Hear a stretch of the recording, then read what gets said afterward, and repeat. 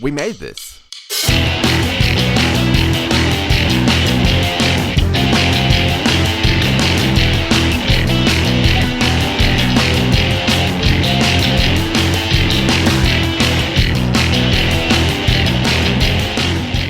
Hello everyone and welcome to another edition of Pick a Disc. I'm your host Matt Latham and this is the podcast where someone picks a disc to talk about for whatever reason they want to. And today I am glad to welcome back Rob Yeomans from the Cinemortuary podcast.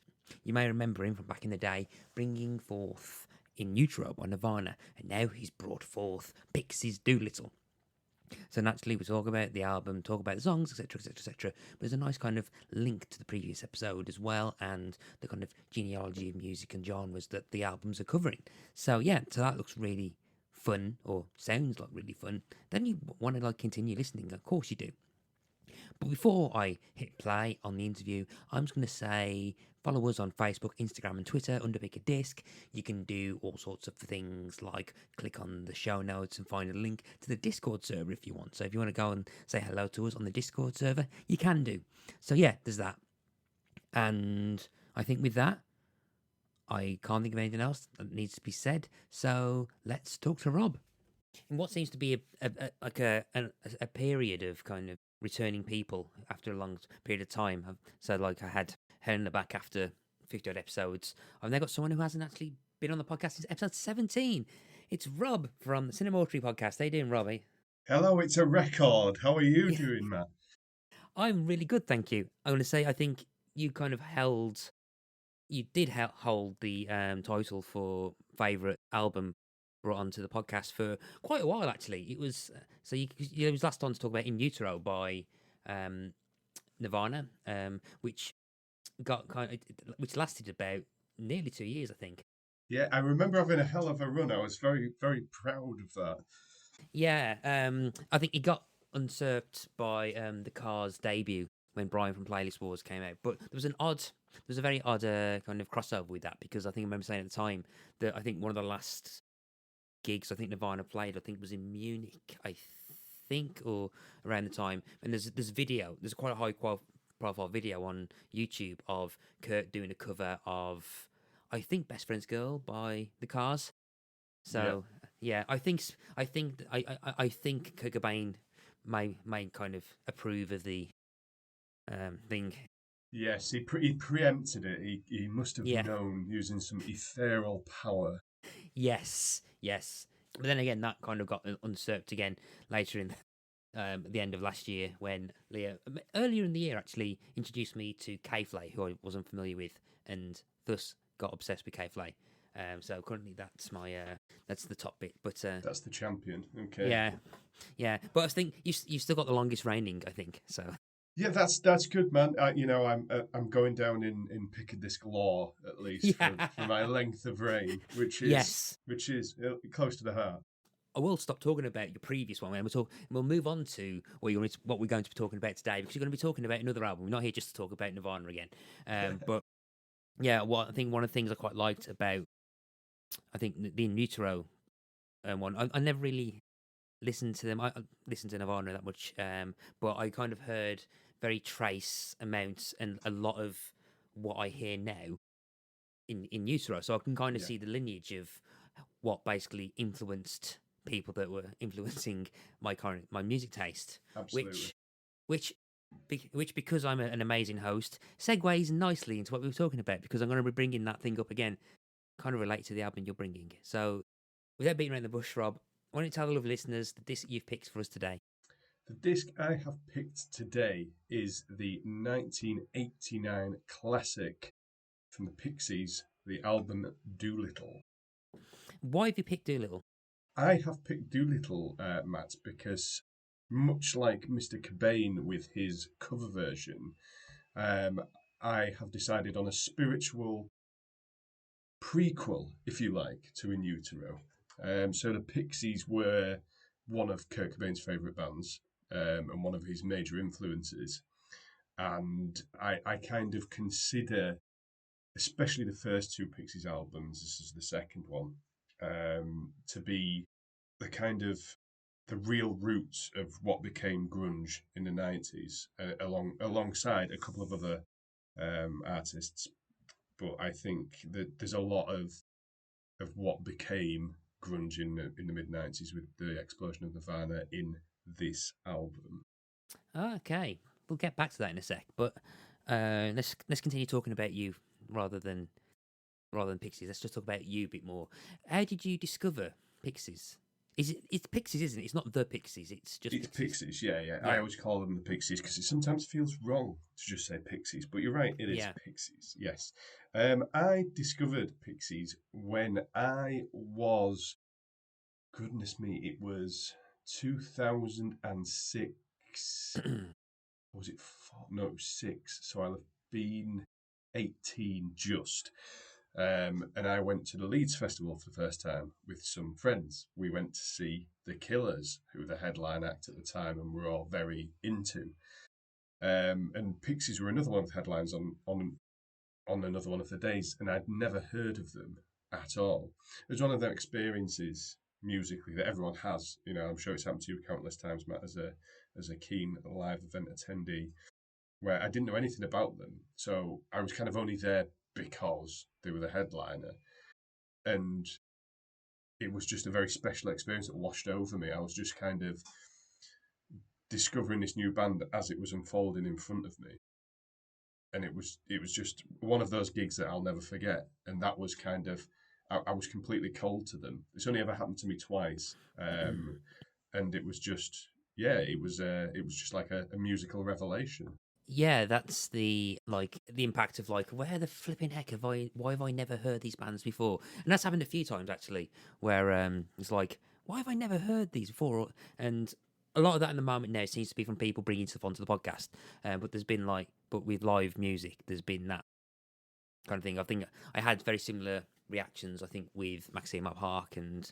Wombats when they've been headlining festival stuff, and yeah, like about 5 to 7 years after a mate of mine who had been listening to them. Yeah, yeah. It's a wonderful thing when it happens to you, though, isn't it? I mean, hmm it's one of my favourite things about music is them moments of discovering those artists.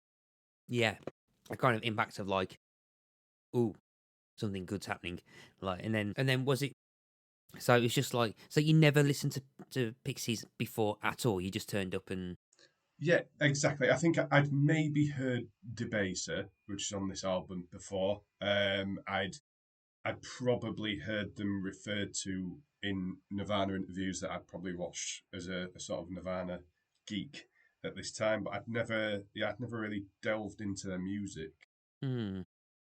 So after listening to after seeing them live, was it more a case of I need to listen to them as soon as? Can you remember what happened next? Was you just searching for albums? Would you Yeah, this I being was, this being 2006? Was it a case of I need torrent and complete discography or?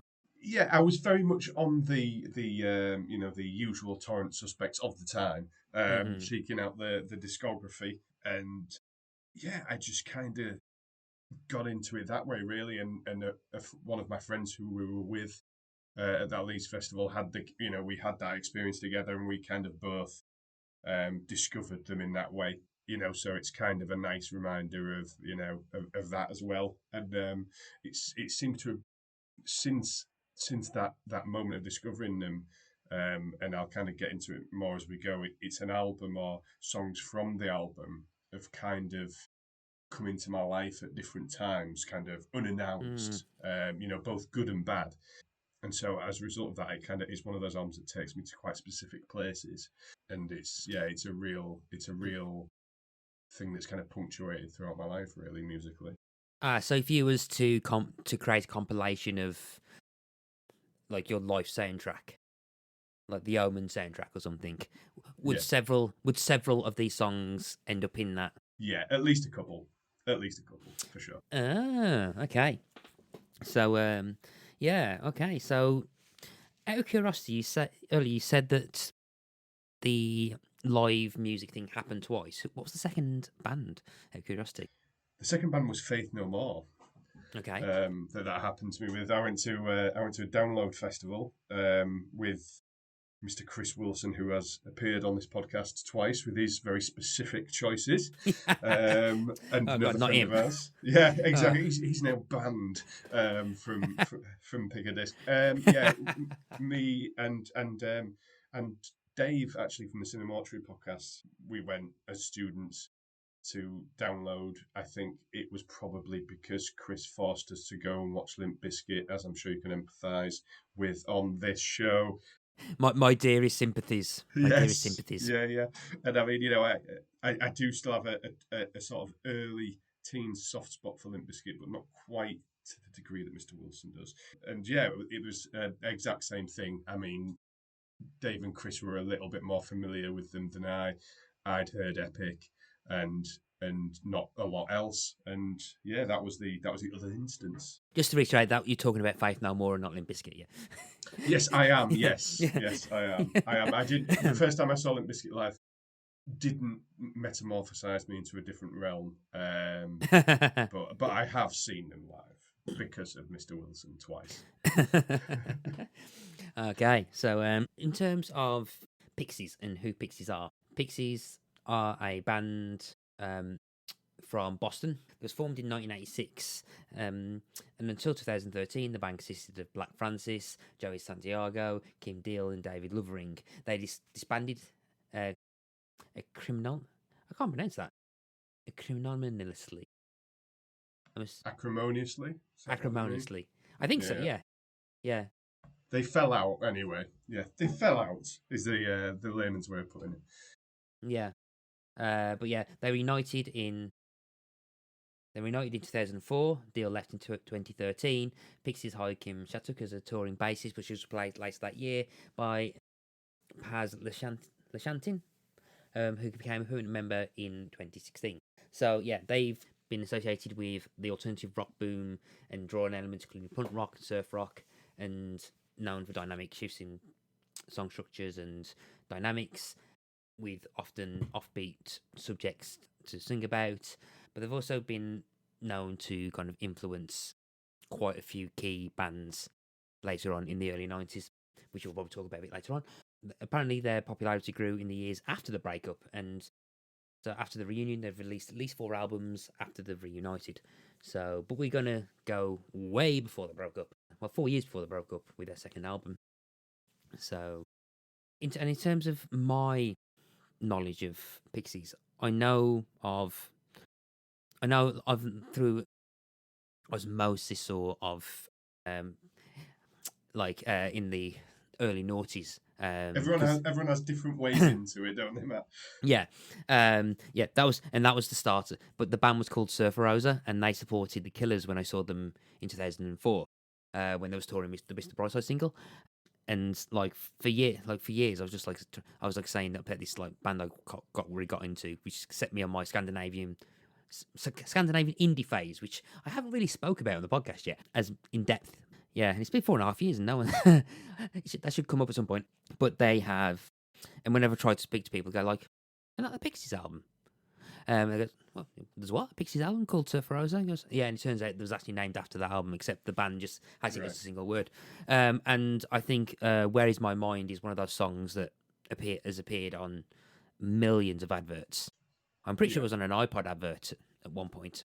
I don't doubt it. I do not doubt it. Other than that, I don't really know. I only recently listened to the bass a few months ago when someone played it for me. Apart from that, I not sat down and listened to any Pixie stuff. Never really listened to the album, so I'm coming to hear quite fresh. Okay. So, even more so than I was for Nirvana, because Nirvana I was least familiar with. Sure. Quite a few songs by Osmosis and a few of the tracks as well, but never listened to an album all the way through. Pixies, I'm a lot more blind on. So that's where I was coming in from this. So interesting. Well, I look forward to hearing your thoughts as we go then. Yeah, so in terms of what drew you to Doolittle, was this the first album of theirs you listened to, or can you remember, or the first time you listened to it, or? Yeah, I think it was the one with Debaser on it. I mean, Debaser is not. This is a very outrageous comparison, but if I was to say if someone was to ask me what is the Pixies Smells Like Teen Spirit, which there isn't really, but this would be the closest thing to it in my experience, or went from that gig. That was kind of the big song that I took away from it, and obviously delving into the discography since then, loads of great stuff on there. But yeah, it was kind of, I think the Napster search began with Debaser and then grew out from there into the album. So you wasn't listening to the album all the way through properly for a while then? No, not initially. It was kind of one of those where I just went on a bit of a, started with Debaser and just went down a, you'd call it the YouTube rabbit warren now, but YouTube wasn't quite a thing then. But I was just kind of clicking through and picking songs, and I kind of started to notice that there was more songs from Doolittle that I was being drawn to than some of their other work. So I kind of, at that point, I started absorbing it more in the form of an album, really. Ah, okay. So, but do you remember? Can you recall listening to it all the way through, front to back, properly, or? Yeah, I can. I think the first time I listened to it front to back I was probably, I bought a CD. I bought a CD because I did lots of that around about that time, and I had one of those compact CD Walkman things that you could jog with, but then because they skipped every 2 seconds, even though they weren't supposed to. I had one of those, and I think it was kind of walking to my friend's house and just walking around my area listening to it. And I remember it being like a summer's evening. It's a very summer's evening kind of album, in my opinion, just because that's the time I listened to it. And the second time I saw the Pixies live, which I'll get into in a bit, was in that environment as well. So yeah, that's kind of summer's evenings, sunset in kind of June, when it's all a bit polleny. That's what this album conjures to me. Ah, okay. So, it's a hay fever album. That's It's a hay fever fever album. Yeah, album. it's exactly. You got it. You got it. Yeah. Goes Debayachu. There we go. Matt, you're a comic genius as always. Yeah. Yeah, carry on with the compliments. Carry on. But yeah. So it's, I think K-Flay's position's safe in terms of being my favourite album introduced by the podcast, but I think this is up there because, as I alluded to earlier when I was talking about the fact like Nirvana, I could trace the elements of what I quite like. I felt the same. I felt the same with this. I can kind of hear guys like, yeah, I can kind of see how Nirvana were influenced, but there are elements of this album that I'm hearing in stuff I listen to now. There are certain songs and bits of this album where I'm like, I can see where Wet Leg have got influence Yes, from. Yeah, 100%. It's a great example. Yeah. yeah. I mean, and it's like, yeah, I can totally feel that. The Lauren Hibbert album, which is like my favorite album last year, very much influenced a lot more by kind of pop punk and Weezer. But then there are elements from, and I haven't listened to as much Weezer as I perhaps should do I've got a feeling that I probably will end up liking Weezer if I just sat down and listened to them properly. From what I Yeah. have listened from Weezer, I can kind of hear from what I know of Weezer in this as well. Yeah. The Wikipedia article at the very start. There's a thing here saying that the jarring sound influenced acts such as Nirvana, Radiohead, the Smashing Pumpkins, and Weezer, and that's like in the intro of that. Exactly. And obviously then those roots of influence, spread so much more wildly, as you say, into modern music. If you're the band that influenced those bands have influenced almost everybody within that genre at some point. So yeah, I can completely understand how you pick out those things. Yeah, I mean, could you argue that the fact that Pixies existed meant that Britpop had to exist to try and wipe out grunge? Yeah, exactly. Yeah. In the UK, Yeah, yeah. it's all because of the Pixies. And then because Britpop ended up being destroyed by pop music when Spice Girls turned up, Pixies were responsible for the Yeah, Spice Girls. exactly. It's all connected. It's all connected. Yeah, yeah. So which probably means that Black Francis is to blame for the cheeky girls as well at some point. But I would like you to do a pick a disc special on that, Matt. I think that needs further exploration, like an episode of Making a Murderer. it's the because the meme from Is It Always Sunny where with the Yes, crazed yeah. character looking, yeah. It's just that, but it's me trying to trace the Pixies and Pixies and the cheeky girls. But I mean, there are heavily influential artists that have said have been influenced by Pixies and perhaps this album as well.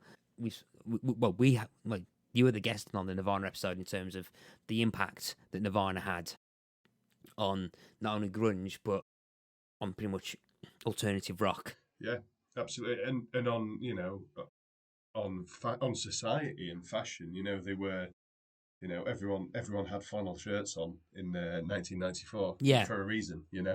Yeah, and to the point where like they're quite heavily kind of probably seen as one of the more influences, or as you said, perhaps one of the foundations of what would eventually become grunge, because they had the kind of elements of like 80s punk rock, but there was more of a heavier, like bassier sound to, I think, grunge or alternative rock, which I think, well, at least what sounded like downshifting. I'm starting to feel like I'm talking about my arse because I'm going to start talking about music theory and stuff, and I know bugger all about music theory. But grunge sounds lower than punk rock. Yeah, that's my extent. That's the extent of my technical knowledge of music. So anyone listening, feel free to kind of give me the technical stuff. I might fall asleep, but I do find it interesting.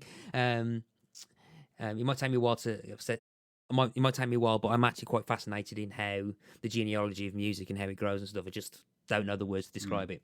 But yeah, and that sound kind of, considering like from Boston, they're from Boston, and grunge is like seen as the birthplace of, no, sorry, Seattle is seen as the birthplace of kind of grunge.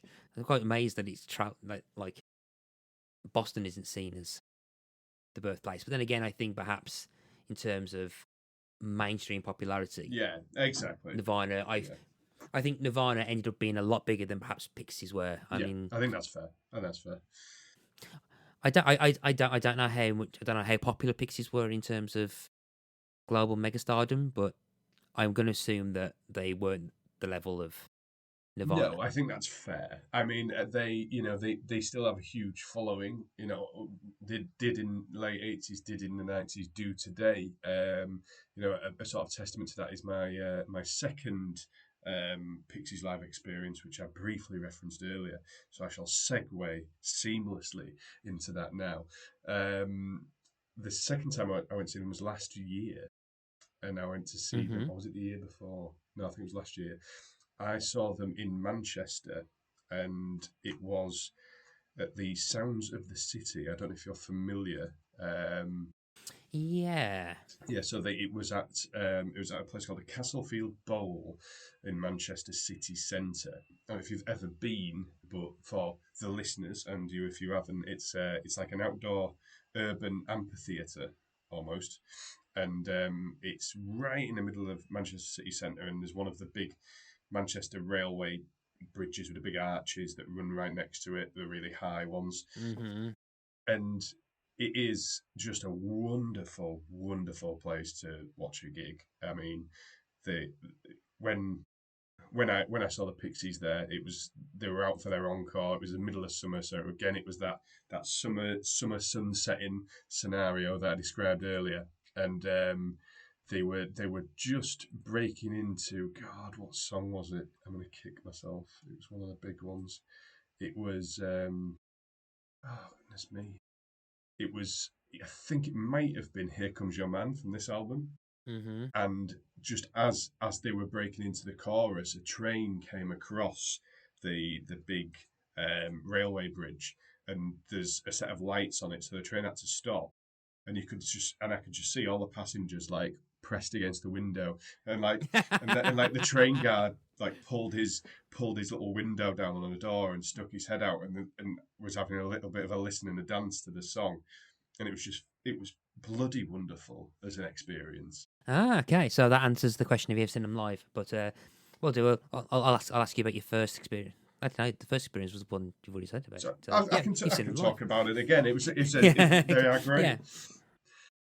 But yeah, no, yeah, I was just I had a quick Google as you're speaking about that sound of the city from that, and the photos actually remind me of what's referred to in Birmingham as the Digbeth Arena. Right. And basically what that is, it's a massive car park, car park next to like kind of stone arcs Got you. Got you. on the right, but they're rail tracks as well. From the shots that I saw from the official website Yes.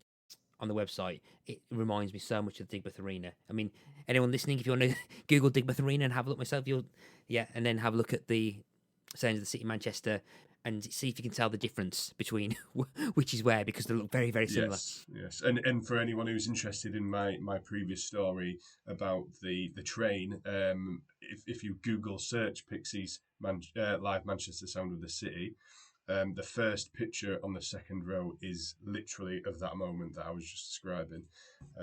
So for all those listeners keen to troll Google, it is there. Yeah, so I'm gonna have to say this now. So it's Pixies Sound of the City. Yeah. Oh yeah, yeah. I think that's on the actual website as well. But yeah, you can see Yeah, the train, the train that's in the background. Wow, it's one of those environmental things that's just like a stick in the yeah, memory. 100%. It was just such an. It's the only time I've ever seen a train stop during a gig. Pixies music so good it stops trains. Exactly. That should be the strapline. Yeah, yeah. I think I know what Mick Lynch listens to now. Good old Mick. Yeah. Topical humour. Yes, indeed.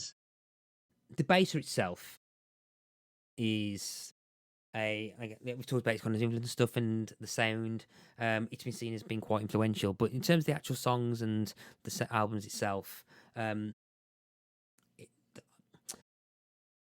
from what I'm gathering from what I've been reading about kind of like Pixies and stuff, that there's a lot of very offbeat song like subjects and like kind of just weirdness throughout the song lyrics and stuff. Is that kind of staple throughout Pixies music, or? Yeah, I mean, particularly early Pixies. I think it might some of it may be attributed to some life choices made by some creative members of the band at that time. But yeah, it's always been kind of a lot of their sort of work alludes to kind of surrealism in art as well. That's I think they kind of have heavily influenced artistically by artists such as Dali, those kind of surrealistic visionaries. There's a film called, I'm going to butcher this in French, called Un Chien Andalou, which is directed by Salvador Dali and a chap called Louis Buñuel, and that's kind of these like weird cuts of very surrealist, quite grotesque imagery. There's like it's a bit like it's a it's influenced things such as the videotape from The Ring. It's that kind of like weird video with strange things happening, like someone cuts their eye out with a scalpel and all kinds of weird, surreal, Dali type situations.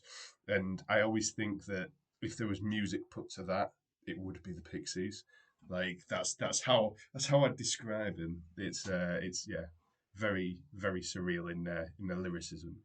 Yeah, I think when like particularly with the kind of like dramatic shifts in sound and stuff during the songs and everything, I can kind of see that. But then one of the things that I think surprised me as well from just as I started listening to it, there is an element of pop to it. So there's melody, there's catchiness, and yeah, something that again to jump back to Nirvana, something that Kurt Cobain openly admitted that he likes he likes pop Hundred songs, percent, and 100%. I mean, is yeah. there?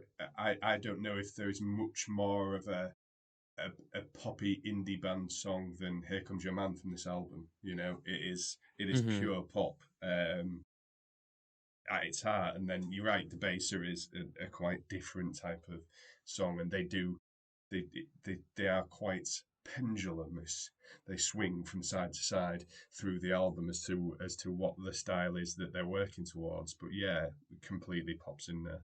Yeah, but it still feels kind of like cohesive and like flexible.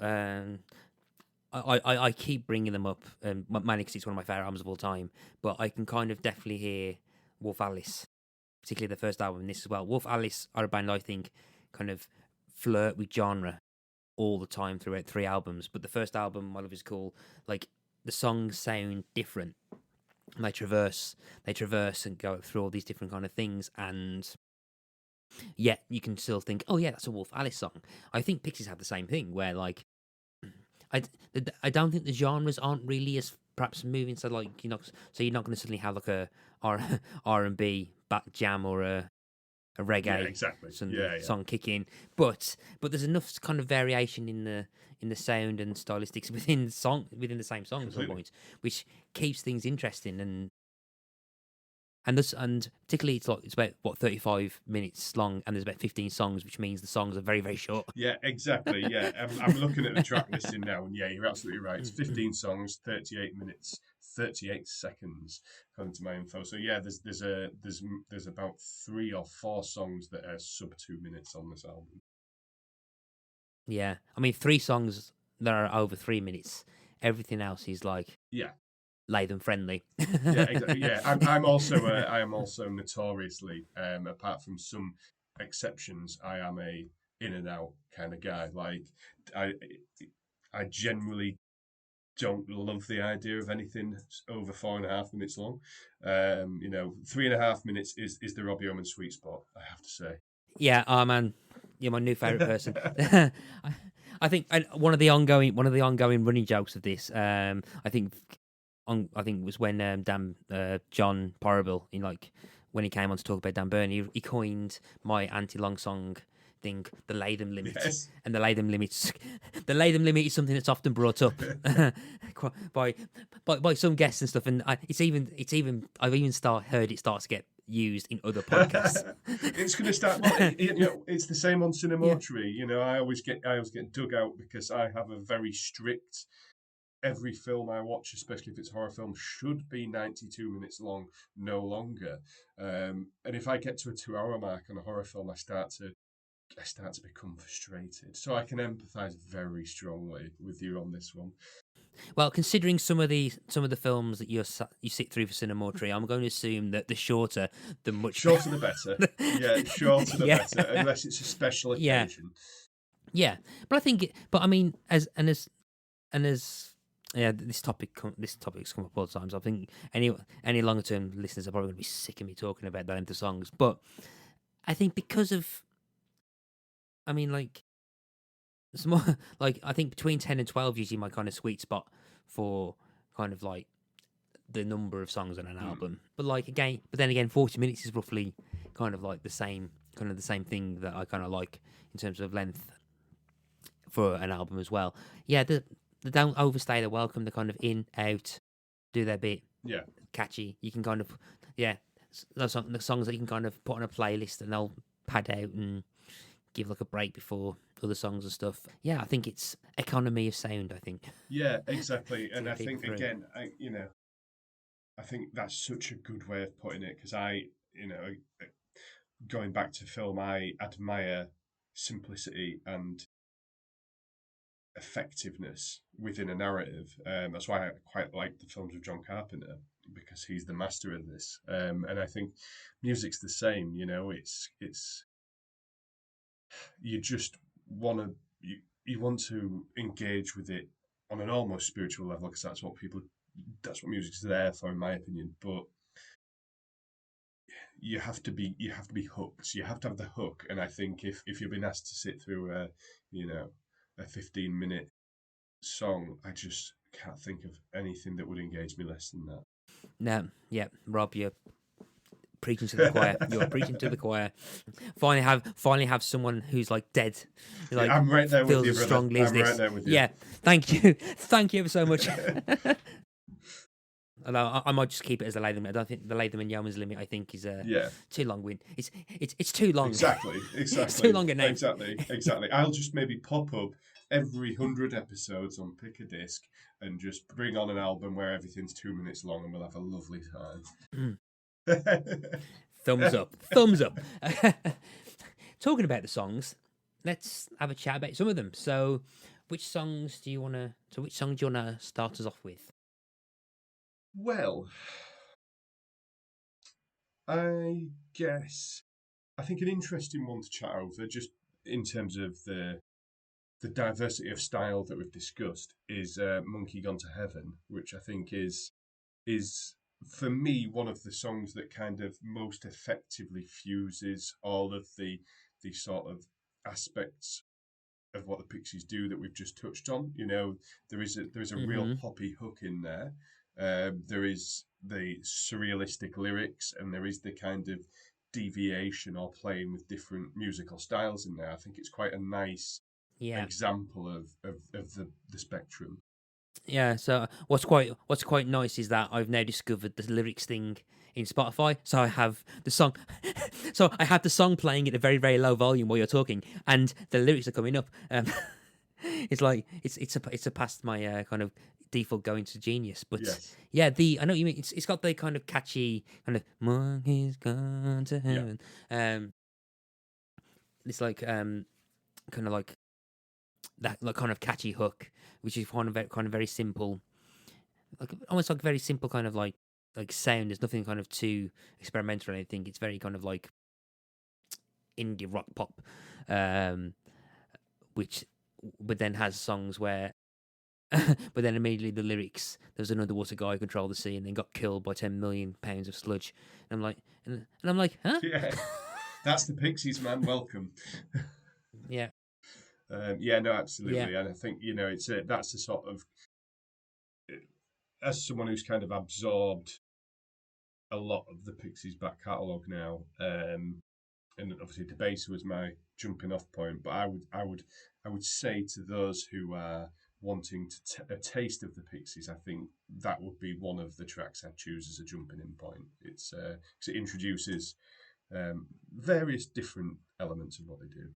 I've got a really odd feeling if I quickly look at the history of my Shazams that the only time I ever use Shazam is when I'm at gigs and songs are playing Oh, right, before, in between in between sets. sets, yeah. Yeah, and I'm pretty sure actually thinking about it that there's Pixie songs that have come up in the past, and as we're talking about that kind of that catchy kind of Mm, chorus, I've got a sneak suspicion that I might have actually listened to Monkey's Gone to Heaven and Shazammed it right, yeah. at some point, and I'm oh, actually, coincidentally, on the 29th of May 2022, I Shazammed Ashes to Ashes by Faith No Oh, More. which is a great track as well, yeah. Yeah. That's Veruca Salt. What is it? No. More Veruca Salt, more Bikini Kill. Again, actually saying that, the Shazam, a lot of my Shazams are of bands that I really should be listening more to. I'm, no, that's Pink, not Pixies. Nah. Yeah, this is yeah. Anyone who's listening to this is going to be finding this amazingly great content for an audio. Maybe you could put like a little bit of like an action movie score underneath, like when the goodies are running away from Yeah, explosion. It'd be nice. Make a yeah. feature of it. Make a feature. But then again, but saying that, I'm suddenly starting to get some kind of deja vu from that kind of thing as I slightly listen to it in the background. But yeah, but then again though, it might be just I might have listened to a bunch of heard songs that have just been influenced by Yeah, this. yeah, for sure. But again, yeah, but I quite like the story. Again, the story of it, like there was a guy who controlled the scene, got killed by 10 million of sludge. There's yeah, so again, could be easy. Not King Troy, Neptune. He's like the person, like the god of the sea or whatever. But then there's kind of like a weird, almost climate or environmental message to it. And then yeah, I think there's a weird, you know what? Saying that, I think there is a kind of weird environmental theme to this when it's because it's the second verse is on about a creature in the sky got sucked in a hole, and I'm wondering whether that's just like a reference to eventually we're all going to get obliterated when the sun goes supernova. Spoilers. Yeah, exactly. I mean, Yeah. it's. I think there are some elements of that. I think collaboratively, what's quite interesting about. I know that Kim Deal, the bassist, didn't write a lot of the songs on this album, but she was, she probably is and was most creatively involved alongside alongside the the rest of the sort of the creation of the lyrics. I think she's probably closest to out of the rest of the band, and it's quite interesting to have at that time a female presence within that space as well, because we're still in the mid to late 80s. We're still in that world where hair metal is still kind of on top, and that very machoistic take on alternative rock kind of does still prevail. And I think Kim Deal's presence within the band is very important. Ah, okay. I'm just again. I'm looking at there's a whole the Wikipedia article for this song alone is massive, and there's a bunch of interesting things that are showing up on the in the lyrics and meaning bit. Have you ever heard of the 33 and a third series? It rings a vague bell. Vague bell, yeah. 33 and a third series is like a kind of not exactly open source, but anyone can apply to write something for this series. Right. But they're all kind of books about singular novels. Yeah. And there's one on Doolittle. So someone's written. So Ben Cesario has written a 121-page book on this album. Okay. So yeah, so I'll send you the link to the Amazon Yeah, page. do. I'd be interested for sure. Yeah, the author of the book, Ben Cesario, has offered a slightly different interpretation of the song. Neptune, the god of this realm, the underwater sky controls the sea, hung out down there, blah blah blah blah. He gets killed by 10,000 sludge. The same thing with the creature in the sky gets stuck up in the ozone layer. Man, the divine manifestation effectively dies, and what remains is degraded animal nature. Chinsey Halo stuck on the primate's head is the symbol of that unhappy fall, which I'm going to assume is to do with what Black Francis has said in 2022, where he elaborated more on the song's meaning. I guess it's loosely inspired by the so-called human dilemma of existence, our existential problem on whether we can survive as a race, but it's told without any agenda or judgment and mixes in some very loose biblical sing-songy things because, the devil is 6 and God is 7 rhymes with heaven. It's a nursery rhyme with mythological folk imagery. In oversimplified evolutionary terms, we are descended from apes and monkeys, so they are the animal we metaphorically oof, buggered that up. We metaphorically must relate to because of this evolutionary kinship. So that's why it's not a bird or a fish gone to heaven. So it's kind of it's not exactly black and white, but my assumption of those things is that the monkey is pretty much referring to man and the end of man, which Yes. eventually the human race is going to die out in at some point. Yes. Yeah. Yeah, whether that's going to be millions of years, whether it's going to be next Tuesday, depending on what Putin does. Yes. Yeah. Yeah. No, exactly. Yeah. And I think that interpretation of the song is mine as well. And to share a very personal anecdote about this song, I had a university friend a chap called Luke, who sadly passed away, and this song was the playing out song at his funeral, and Oh, okay. I thought it was, and he was a huge Pixies fan as well, huge Pixies fan, and I thought it was, given the themes of the song and everything that you've broken down there, I just thought it was a wonderful choice and a very him choice. Ah, okay. So yeah, it was, and that's probably another reason why I refer back to it quite a bit. But yeah, I think that those themes and that experience are quite intertwined.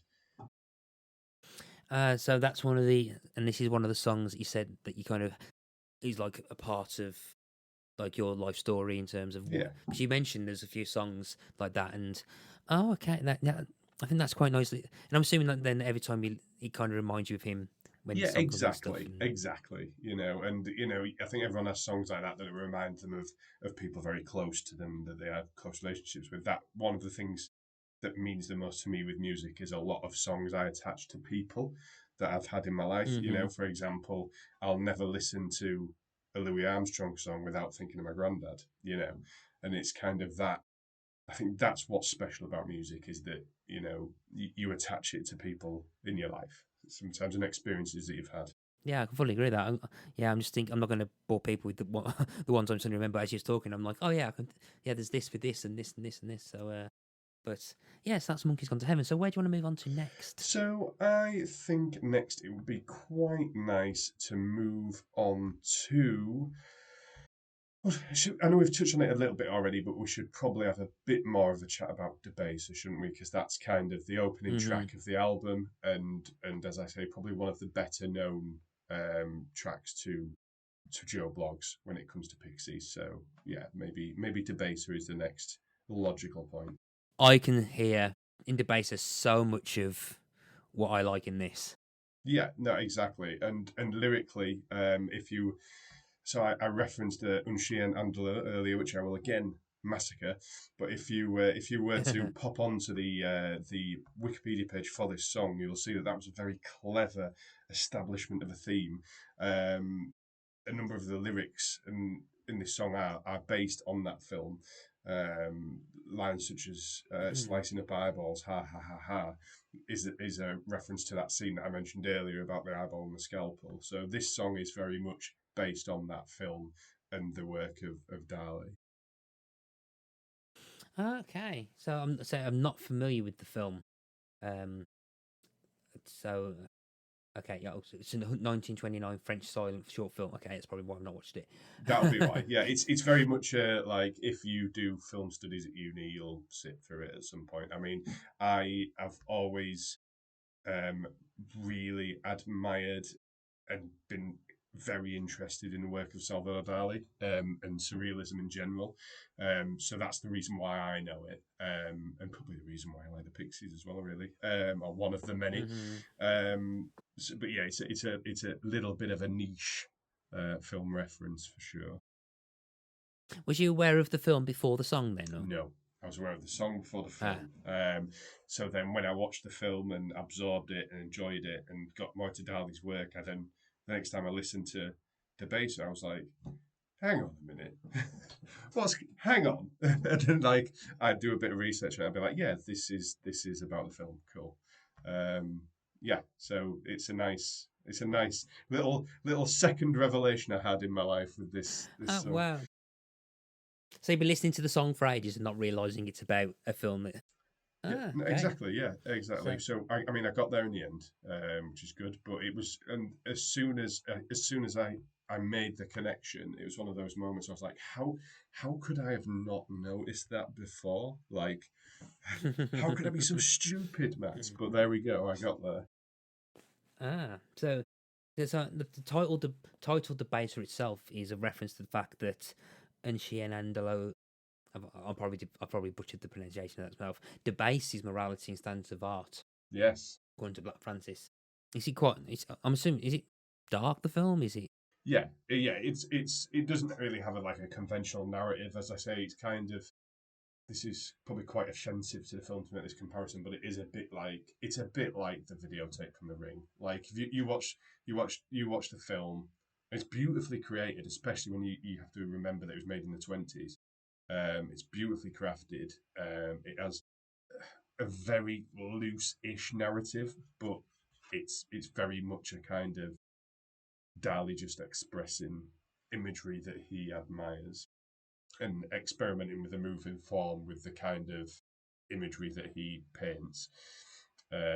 So yeah, I mean, you'll it's maybe worth checking out just from an artistic standpoint, and if you're kind of wanting to delve deeper into the baser as a song and kind of get a further context to it, it's worth. I think it's only 20 minutes long, Matt, so it will work for your for your strict timings. Yeah, it's probably it's. I'll have a look at how long it is, but it's worth a watch just for the close connection. Yes, it is 21 minutes long to the song, and it as a piece of I guess contemporary art, and you'll never ever see that videotape of them ringing quite the same way again, because she'll be like, that is derivative. But yes, I've never watched The Ring.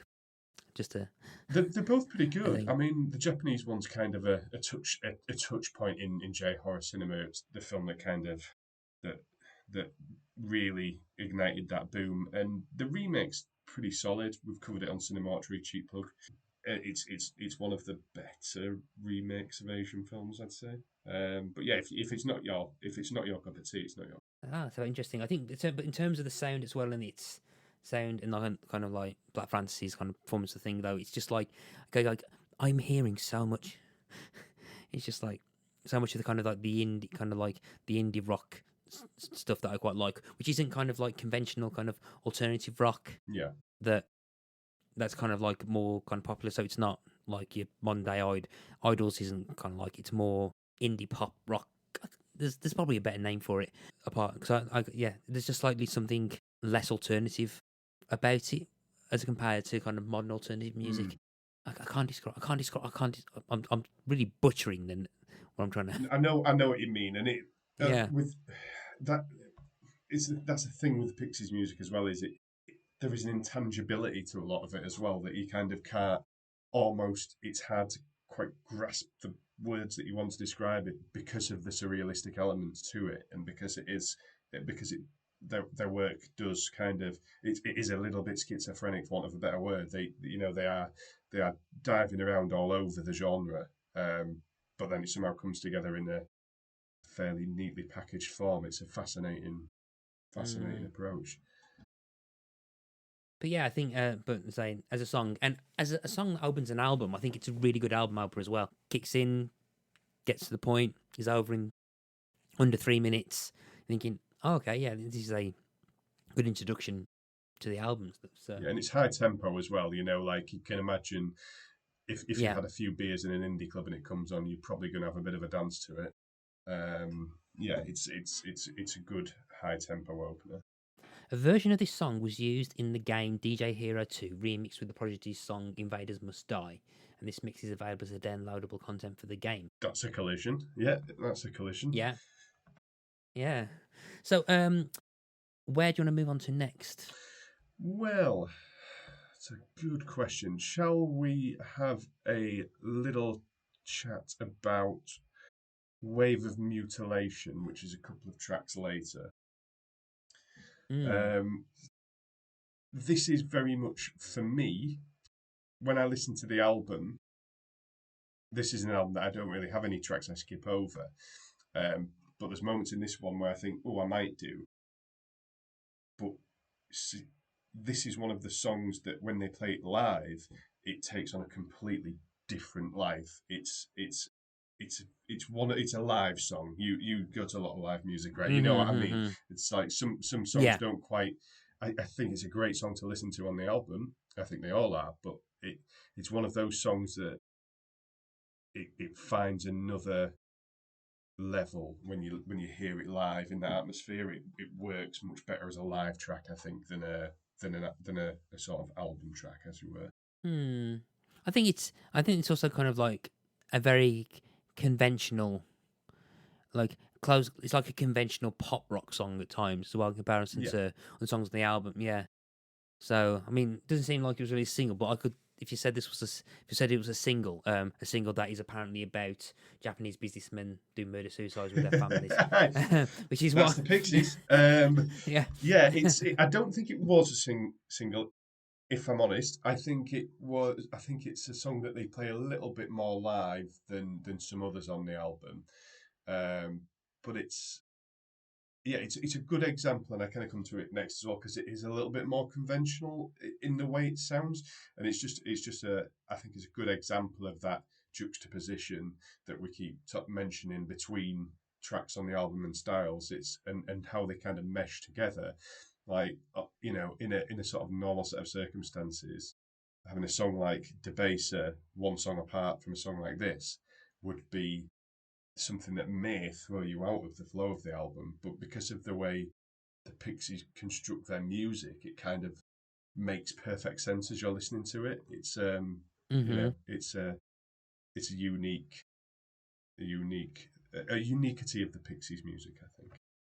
Yeah, but I'd say I really quite liked this one as well. I thought it was again it's simple in terms of just basically it was just like very short verses and the chorus is repeated over and over again. But yeah, it was just like nice, catchy, over and done with, and just kind of memorable. Yeah, Yeah, exactly. In and out, doesn't offend you on its way. It's yeah. yeah. Do you want to move on to another one? I think we've got time for a Yeah, couple more. absolutely. So we've covered a couple of. Should we go for "Here Comes Your Man"? Because that's another one of the big ones, right, on the album. So Hmm. that's this is a great pop song. A great pop song. Yeah, this I can. This is the one where I think the surf rock influence. Yeah, So there's like Be- uh, Be- Beach Boys-ish. yeah, Beach Boys, yeah. And this one's in that as well. yeah. I think this has been featured in films and things, and I feel like of all the tracks on the album, this would feel like the one to me that's most likely to have been featured on a commercial, if that makes sense. It's got that kind of like I could imagine it on a Thomas Cook advert almost. It's got that like you say, like that beachy kind of vibe to it. Yeah. Okay. So I'm just on the Wikipedia page. It's in popular culture. It's made appearance in the 2009 romantic comedy film 500 Days of Summer, where it's sung by Tom, the main character of Tom in the. Oh, that's where I know that from. Oh yes, okay, right. Yeah. So 500 Days of Summer. That's one. It's also been in films Say It Ain't So, Juice Bigelow, European Gigolo, Daddy's Home. It was appeared in the Harley Kirkin episode of The Simpsons, in episodes 9 or 10 of Mr. Mercedes. But my favourite thing from this in popular culture bit, after featuring in a commercial in 2017 for a something. The following year, the song made an appearance on the June 11th episode of the BBC magazine show The One Show, playing over a montage of Michael Crawford's career.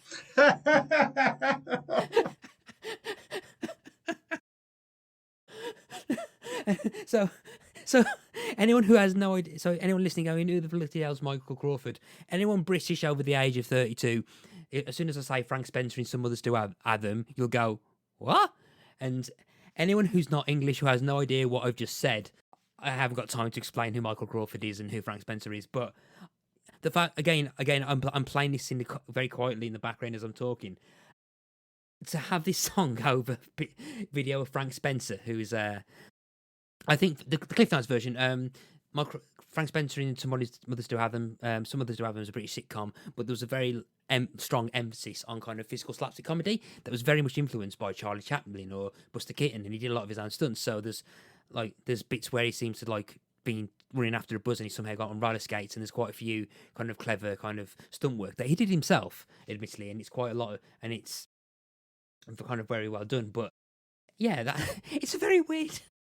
But then again, though, anyone who knows the One Show, it's a very One Show thing to do. Yes, yeah, it is. It's almost, and it's. Do you know what? It's almost a very Pixies thing to do as well, isn't it? Like, it's Yeah, just the thing you would never expect this song to be used for. yeah. It's Oh, Betty. it's definitely.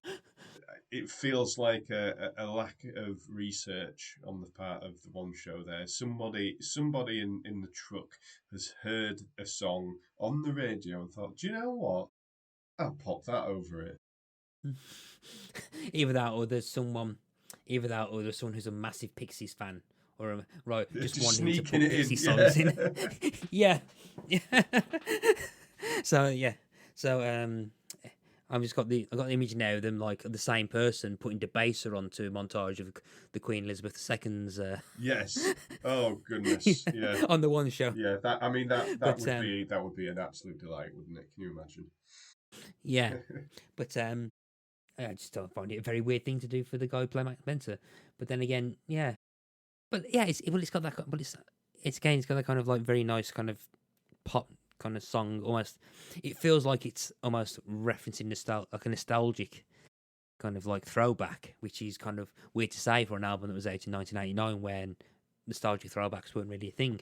Yes. Uh, Yeah. No. Exactly. Exactly. Yes. It's a lovely song. genius annotation saying it's one of the purest pop songs in the Pixies over here.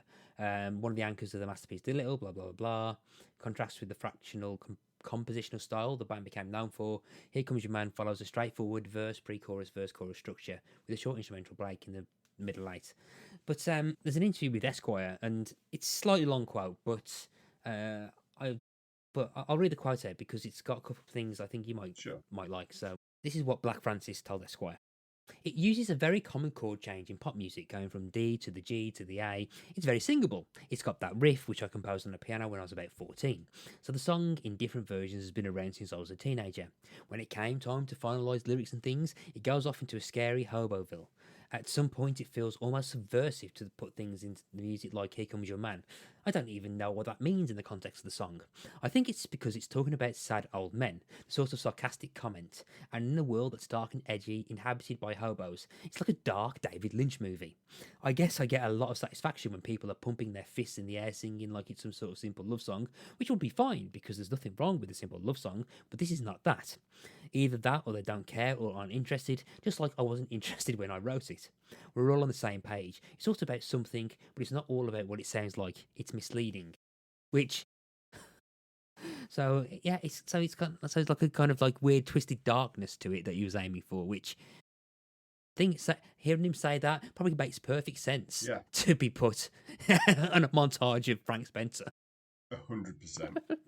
Yeah. 100%. He's great value in an interview, though, isn't he? I mean, Yeah, he's like he seems to be deliberately taking you on one thing, but then kind of going on a weird tangent and then bringing it back, and you're none the wiser. no, exactly. That is a perfect way of describing him, isn't it? Yeah. Yeah, I think it's yeah.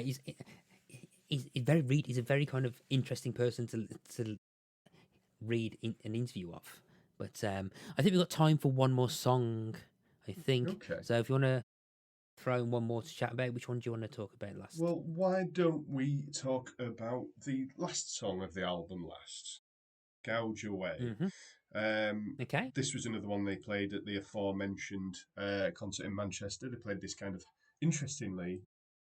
I always think interestingly. Halfway through the set, I have a bit of a personal thing of finding it. I always find it a little bit jarring when a band plays an album closer midway through a set. I think it's because in my mind's eye, I'm so used to hearing that last in the flow of the album.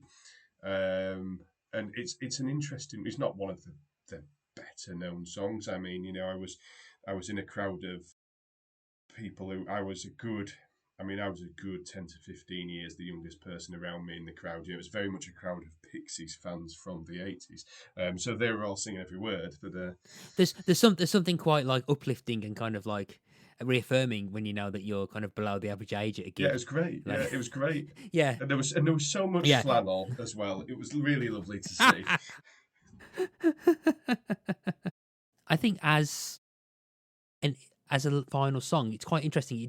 It's very slow. It doesn't seem to go to at the start. It doesn't seem to like trying to rush you to the end. It's like it's kind of like it's got that kind of very kind of like 80s. It's very much very like 80s, that late 80s almost. Yeah.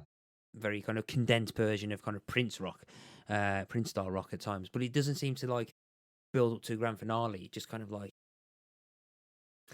lulls you into an ending rather than kind of like pushes you out the train for lack of a better metaphor. Yeah. It's an interesting way of ending the thing. I can see how it might work midway through a set. I mean, it doesn't really have set closer No, no. the energy to it. Yeah, it's my personal disconnect of I've listened to this album all the way through so many times that in my head it's like it just is the final song of the album. Looking at the set list, I'll go through. I'll save it for the final section when I talk about the live experience. I'll have a chat about that set list. But it was I think for me, yeah, but that's just a me problem. That's just a me listening to this album in order over like 17 years repeatedly, and it's just drilled into my head. But I do like it as an album closer. It's in keeping the Fine Pixies tradition. It's not what you would potentially traditionally expect from an album closer. But I think it kind of it ties up some of the themes throughout the album quite nicely, including the unpredictable nature of the Pixies. Yeah, I think it's like a nice subversion to what an album closer is. Yeah, But I think if anything, but I think in terms of like having like a closer stuff, I think for a live set, I think I always think album openers are a better closer for a set. I think. right. So I can probably see the bass being used as a set closer. But then again, yesterday in Manchester, I was seeing one of my favourite bands, a band called Tellison.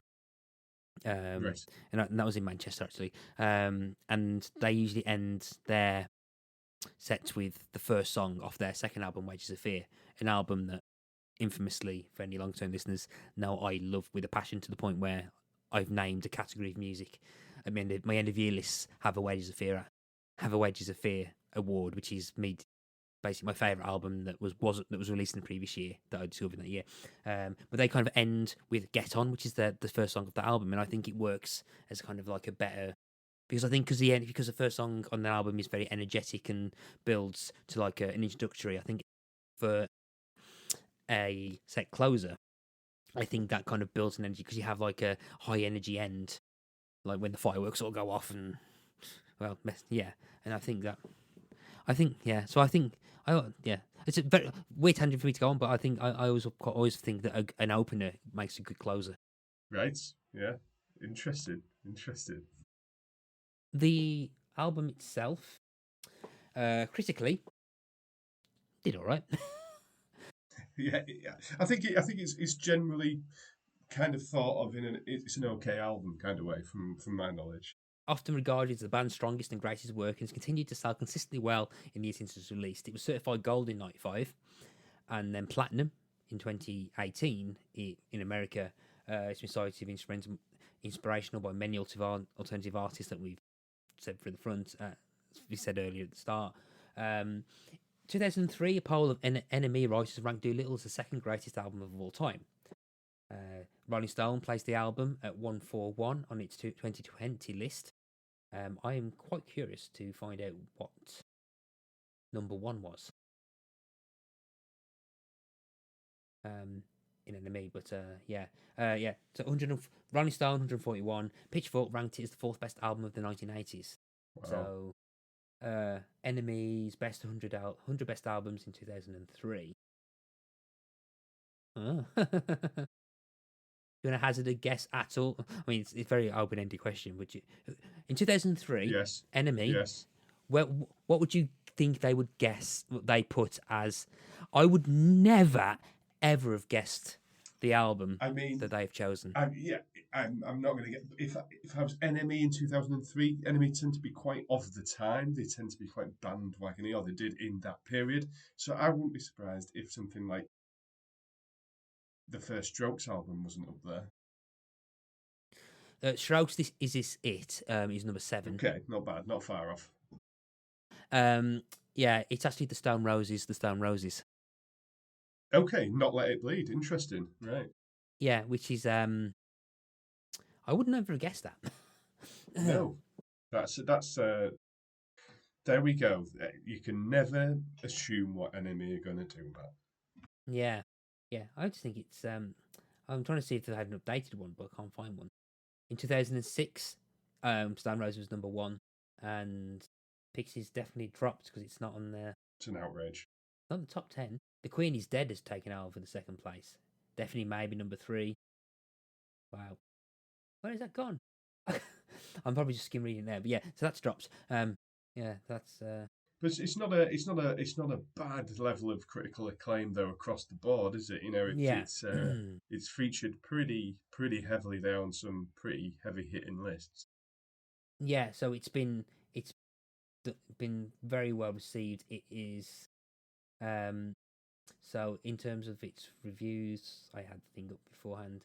Yeah. In terms of accolades, it reached in Norway, in the Panorama magazine in Norway, in 1999, it reached number 1. Its top 30 best albums of the year, 1970 to 1998.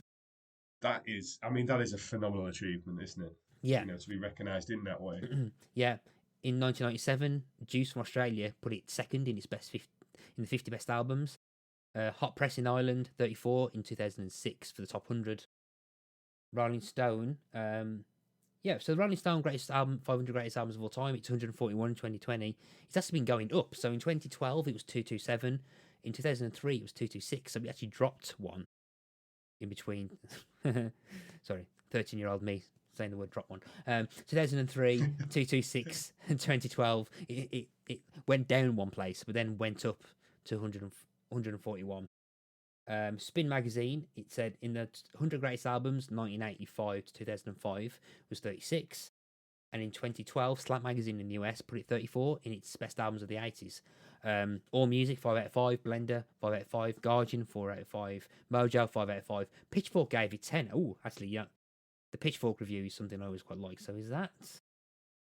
Okay, so the Pitchfork review has just suddenly has put it to... bloody hell. 10, and a perfect 10 on Pitchfork. Wow. You're welcome. You're welcome. Wow, that's like a lot more than they gave Mika's Life in Cartoon Motion. That is unfair on Mika. You know, if they gave it 1.5. If this album's a 10 out of 10, that should be a solid 7.5.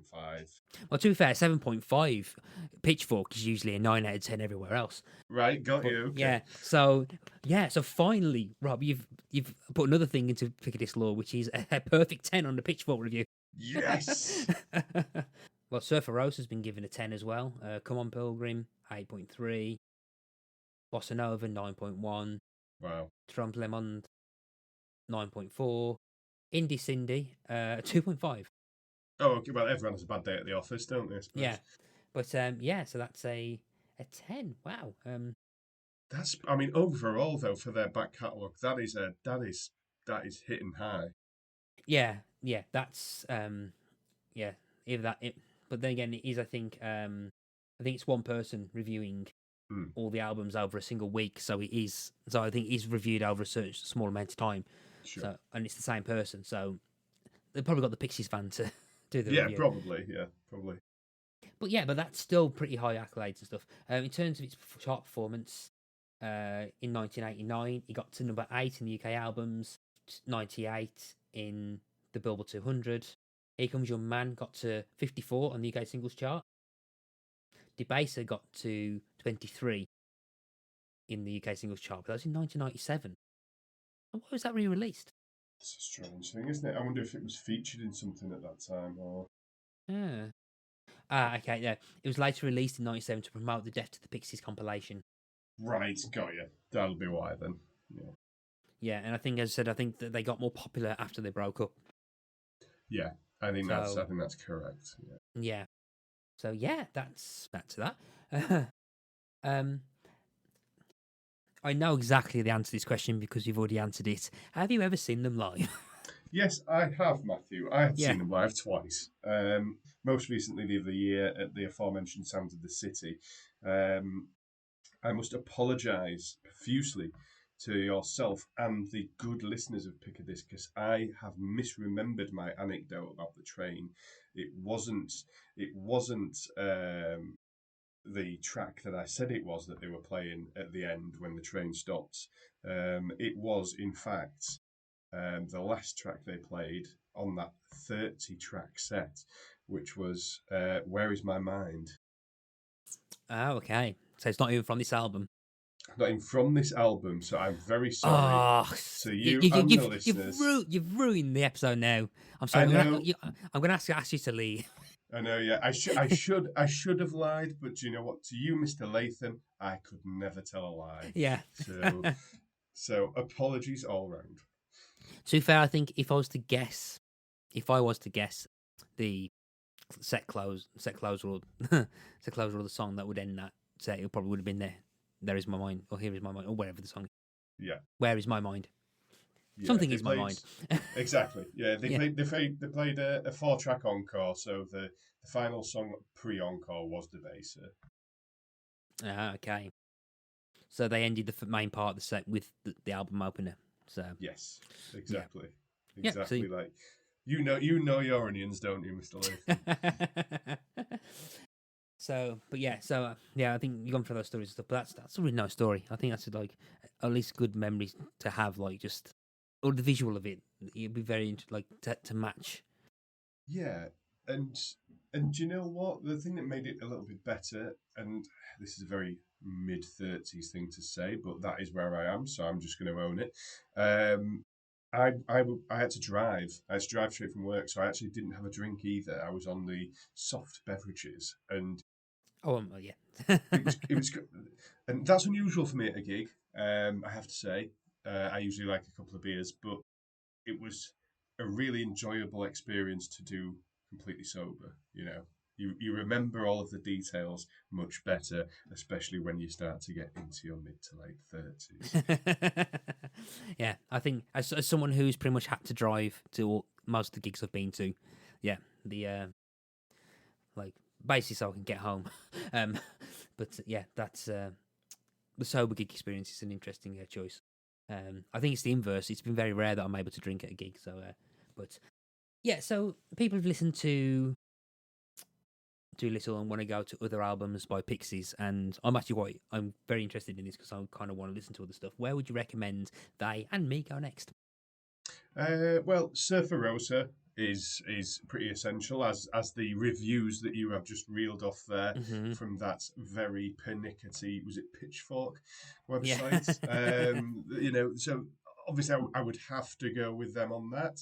I think there's value, to be honest with you, in most of Pixies' back catalogue, but I'd say certainly Surfer Rosa. Um, I'm trying to think now between the others. Where would I go next after that? Maybe Trompe le Monde after that. I think that's a really great album as well. So yeah, I'd say those two, and then there is real quality within the rest of the discography, but I think those are the kind of the big three. Okay. Yeah, I kind of need to give them a listen. I think same with like when you introduced me to like Nirvana. I went back and then listened to some of this stuff, and I'm like, why didn't I listen to these a lot earlier? Um, Yeah, I mean, I guess that's part of the wonderful thing about this podcast, Matt, which, as you know, I am a huge fan of, not just because I'm on it currently as we speak. yeah. I think it's a real I like, and Cinemortuary is a bit like this in a way, in that I like it is a journey of discovery that you're on. You are Hmm. ostensibly not in control of what you have to listen to. You kind of get a guest who picks something that without any kind of discussion, and you have to sort of dive into it. And I think that's a really worthwhile endeavor, and I'm sure you've made some great discoveries on the way. Yeah, definitely, definitely. I think it's yeah. I often joke that this is outsourcing my music, what to listen to, because I'm lazy. But yeah, no, I think it's been good, and but I think particularly with I think with this and your previous choices, you've scored quite highly with me. I think so. Yeah. It's So the short tracks, Matt. yeah, exactly. Yeah, I think it's also picking stuff that you kind of like kind of is massively influenced on like stuff that I'm kind of really really into. So when you come up in 2027 when you come for your next appearance, no pressure.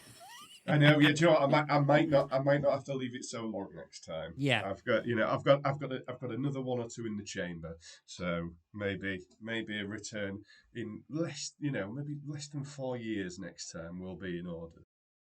yeah. So this is like episode 109.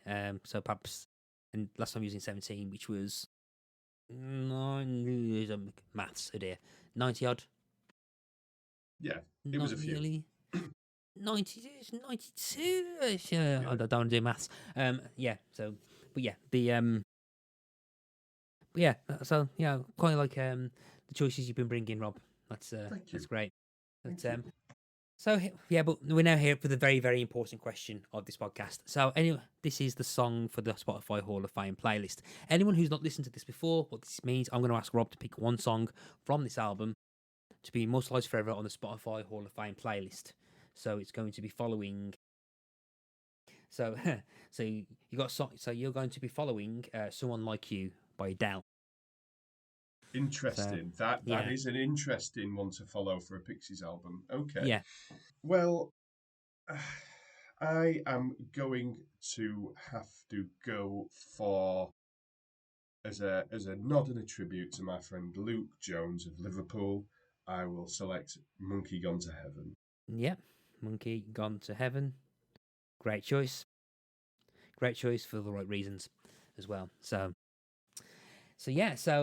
Monkey Gone to Heaven becomes the 109th song to go onto the playlist Hall of Fame, following someone like You Boy Dell, Talking Heads, This Must Be the Place, Naive Melody, and The Con by Tigger and Sarah, and we'll be followed by the next map pick, which the episode I've already recorded before this one, but I'm not going to tell you any spoilers for that.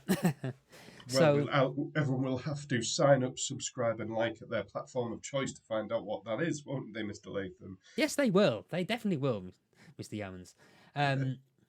In terms, talking about subscribing, liking, and following on their podcast of choice, where can they do that with your podcast?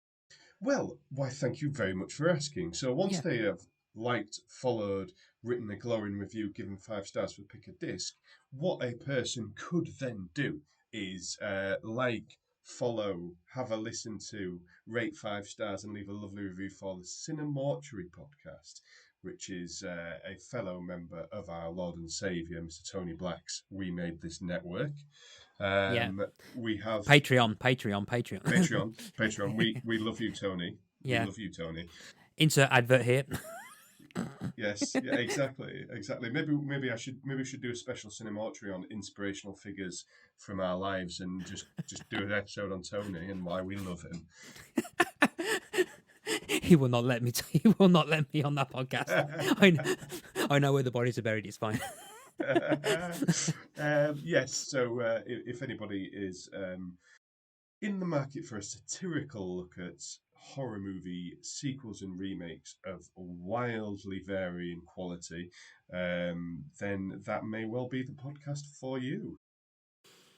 Yeah, definitely go and give Cinemortuary a follow. Because he also had your co-host, Mr. Wilson, who's been a guest on this podcast in the past, the infamous Limp Bizkit one. Yes, he is now banned from any further appearances on the podcast. Well, he's actually been on since then, but to talk about hybrid theory. But just to make sure he's banned. No, I'm joking. Yeah. It's a classic in its own right. I think he's redeemed himself with that Yeah. one. So yeah, go and listen to the Mortuary. It's great. It's brilliant. And that's it. We are now at the very end of our podcast chat about Pixies. And I want to say, Rob, thank you for coming on, and welcome to the club of appearing more than once. Thank you, and thank you for having me and letting me talk about an album I love again.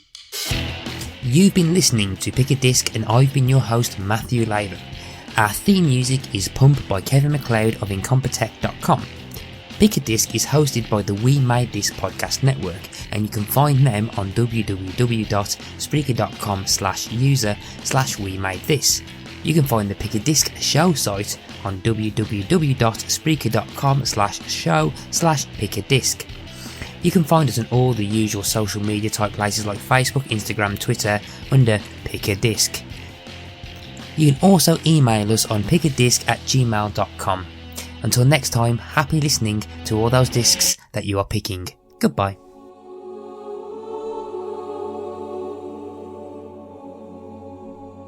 Welcome to the third age of podcasting. The year is 2023. The name of the podcast Is a dream given form. Join us for the 30th anniversary of Babylon 5 as we move to fortnightly episodes looking back at The Gathering, the pilot episode of Babylon 5, Season 1 and beyond, with a plethora of guests to join us too. The Gathering is actually 1 week where we critique. There's some good stuff in there, but we can absolutely critique too, I think. I completely agree, definitely. I liken The Gathering and the first episode. I kind of compare them to the X-Files pilot and Deep Throat.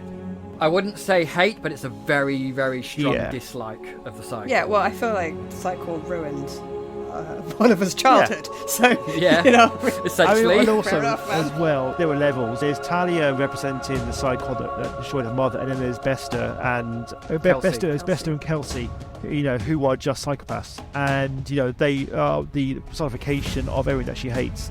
And be sure to check out all our content from the last year of A Dream Given Form, including thematic look-backs at the show. And today we're going to be discussing the 3 prominent leaders of Babylon 5. Sinclair, Sheridan and Delenn. We thought we would combine our 2 greatest loves, because it's not just Babylon 5, it's Lord of the Rings too, because there's a lot of Lord of the Rings influences that JMS drew upon developing Babylon 5, and even interviews with some of the stars of Babylon 5 itself. He said, I'll tell you what. He said, what would you like to do if you had a character? I said, first of all, I don't want to carry a ray gun. I don't want to carry a blaster or a transporter thing. Beam me up, Scotty. I want to be different than everybody you have on here. And I want to carry a sword because that is what he lives by. That's part of his thing, his warrior mentality. I love hearing that people are still interested in Babylon 5. And, it's really an honor to continue the conversation around a show that meant so much to us. And, it was the little show that could. So check out A Dream Given Form, a Babylon 5 podcast on the We Made This network. The last Best hope for peace.